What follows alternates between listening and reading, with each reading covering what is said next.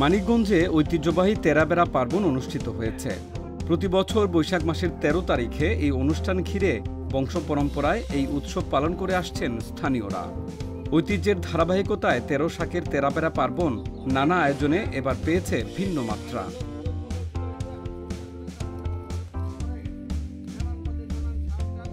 ২৬ April সকাল থেকে দিনব্যাপী নানা আয়োজনের মধ্য দিয়ে এই পার্বণ অনুষ্ঠিত হয়।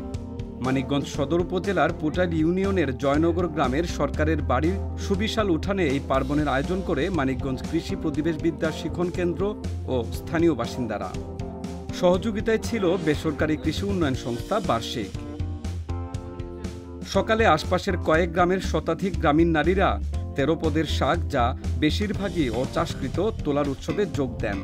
এরপর স্থানীয় কৃষকদের মাঝে প্রায় ১০০ প্রকার বিভিন্ন প্রজাতির ফসলের বীজ উৎসবে বীজ প্রদর্শনী এবং বিনিময় করা হয়। কৃষি প্রতিবেশবিদ্যা, জলবায়ু ন্যায্যতা ও খাদ্য সার্বভৌমত্ব বিষয়ক অভিজ্ঞতা বিনিময় ও আলোচনা সভাও অনুষ্ঠিত হয়। শিশুদের চিত্রাঙ্কন প্রতিযোগিতায় বিভিন্ন বিদ্যালয়ের ক্ষুদে শিক্ষার্থীরা অংশ নেন।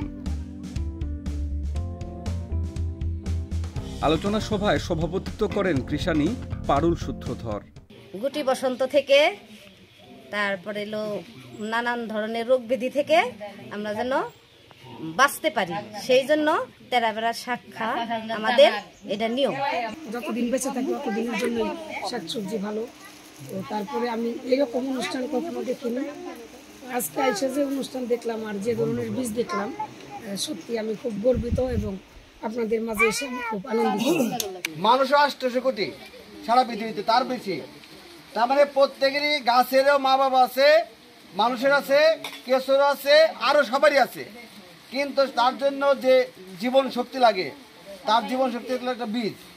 সেই বীজ যদি না থাকে তাহলে সেই সম্পদটা সেইটা কিন্তু বংশ নাশ হয়ে যাবে, বিনাশ হয়ে যাবে।